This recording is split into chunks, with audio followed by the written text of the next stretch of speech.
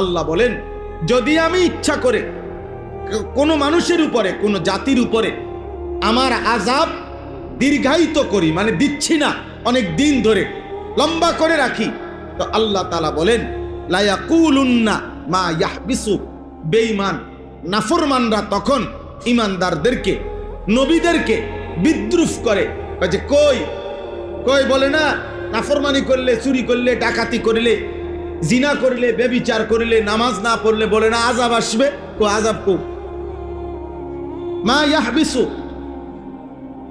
কিসে আযাব আটকাইয়া রাখলো? এই মিয়া, তাফসীরের মধ্যে আছে আবু তালেব, আরে আবু